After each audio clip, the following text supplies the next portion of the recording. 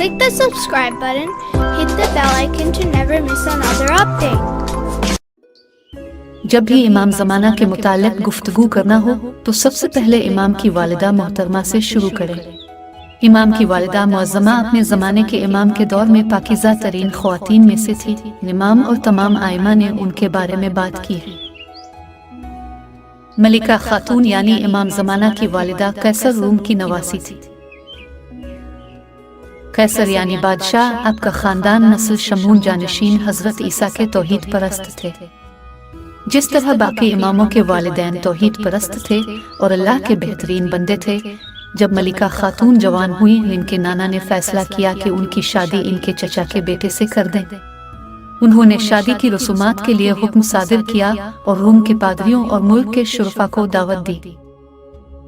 एक बुलंद तख्त दरबार के सहन में लाया गया जिसकी 40 सीढ़ियां थी। वार जवाहरात से मुरस्सा था। दुल्हा ने अपना पांव तख्त पर रखा और तख्त पर बैठ गया। कैसर के हुक्म पर पादरियों ने इंजील को खोला और शादी के मरासिम शुरू किए, लेकिन अचानक शदीद ज़लज़ला आया और तख्त के पाए लरज़ गए। दूल्हा तख्त पर से गिरा और खौफ से बेहोश हो गया।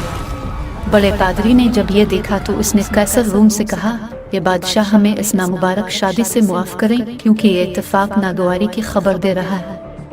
लेकिन कैसर ने हुक्म दिया कि तख्त को दोबारा तैयार किया जाए और इस बार मलिका खातून के चचा के दूसरे बेटे पहले दूल्हे के भाई को तख्त पर बिठाया गया। जैसे ही पादरियों ने मरवान शुरू करना चाहा, दोबारा ज़लज़ला आया, तख्त ज़मीन पर गिर गया। लोगों ने दरबार को छोड़ दिया। कैसर बहुत गुस्से में आया और परेशान हुआ। इसी रात मलिका खातून ने ख्वाब में देखा कि पैगंबर हज़रत अली और ख़ानदान के कुछ अफराद एक नौजवान के हमरा दरबार में दाखिल हुए। हज़रत ईसा और शमून उनके एहतराम में खड़े हुए और खुश आमदीद कहा। पैगंबर ने नौजवान को इशारा किया और हज़रत ईसा से फरमाया, ईसा, मैं चाहता हूँ कि मलिका का रिश्ता अपने बेटे हसन के लिए मांगो। जब हज़रत ईसा और शमून ने रजामंदी जाहिर की तो आप मिंबर पर गए जिसकी बुलंदी आसमान तक जा रही थी। तशरीफ फरमा हुए और हज़रत इमाम हसन अस्करी और मलिका खातून का निकाह पढ़ाया।